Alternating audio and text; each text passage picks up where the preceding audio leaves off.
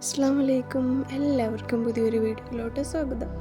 അപ്പോൾ ഇന്നത്തെ റെസിപ്പി എന്ന് പറയുന്നത് കുട്ടികൾക്കൊക്കെ കൊടുക്കാൻ പറ്റിയ ഭയങ്കര ഹെൽത്തി ആൻഡ് ടേസ്റ്റി ആയിട്ടുള്ള ഒരു എഗ് റൈസാണ് കേട്ടോ. നമുക്ക് സിമ്പിളായിട്ട് ഉണ്ടാക്കാം, പിന്നെ നല്ല അടിപൊളിയായിട്ട് പിള്ളേർ കഴിച്ചോളും.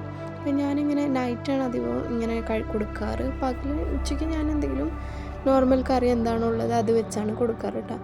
അപ്പോൾ ഇത് ആദ്യം കുറച്ച് ബട്ടർ ഇട്ടിട്ട് കുറച്ച് ചെറിയ ജീരകമില്ലേ അതൊന്ന് പൊട്ടിച്ചതിന് ശേഷം കുറച്ച് വെളുത്തുള്ളിയും കുറച്ച് ചെറിയ ഉള്ളി അരിഞ്ഞതും കുറച്ച് ഉപ്പും കറിവേപ്പില ഇട്ടിട്ട് നന്നായിട്ട് ബ്രൗൺ ആക്കി എടുക്കണം.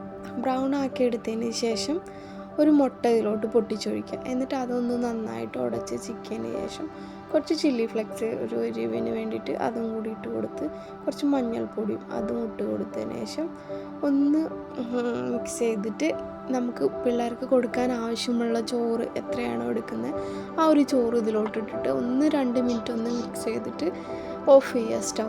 അപ്പോൾ അടിപൊളിയായിട്ട് നമുക്ക് കിട്ടും. നോർമൽ ചോറില്ലേ, സാധാ ഏത് റൈസ് വേണമെങ്കിലും എടുക്കാം. നിങ്ങൾക്ക് ബിരിയാണി റൈസോ അല്ലെങ്കിൽ സാദാ ചോറോ ഏത് അരി വേണമെങ്കിലും എടുക്കാം കേട്ടോ. ഇങ്ങനെ ചെയ്ത് കൊടുത്തു കഴിഞ്ഞാൽ അടിപൊളി ടേസ്റ്റുമാണ്. വേറെ കറികളൊന്നും വേണ്ട, ഇത് കൂട്ടി പിള്ളേർ കഴിച്ചോളും. ഒരു മുട്ടയും കഴിക്കും, അതിൻ്റെ കൂടെ തന്നെ ചോറും കൂടി കഴിച്ചോളൂ കേട്ടോ. അപ്പോൾ ഞാൻ ഇങ്ങനെ ഒരു ദിവസം എഗ് റൈസ് ആണെങ്കിൽ ഒരു ദിവസം ലെമൺ വെച്ച്, ഒരു ദിവസം ചെറിയ ഉള്ളി മാത്രം, അങ്ങനെ ഓരോ വെറൈറ്റിയാണ് ഓരോ ദിവസം നൈറ്റ് ചെയ്യാറ് കേട്ടോ. അപ്പോൾ ഇന്നിപ്പോൾ ഇങ്ങനെ ചെയ്തത് അപ്പോൾ നിങ്ങൾക്ക് കൂടി ഷെയർ ചെയ്യാമെന്ന് വിചാരിച്ച്.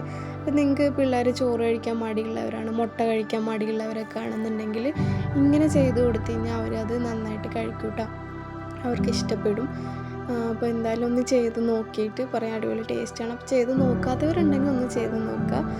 പിന്നെ നമുക്ക് ലഞ്ച് ബോക്സിലും ഇതുപോലെ ചെയ്യാൻ വേണ്ടി പറ്റും. അപ്പോൾ എല്ലാവർക്കും താങ്ക് യു.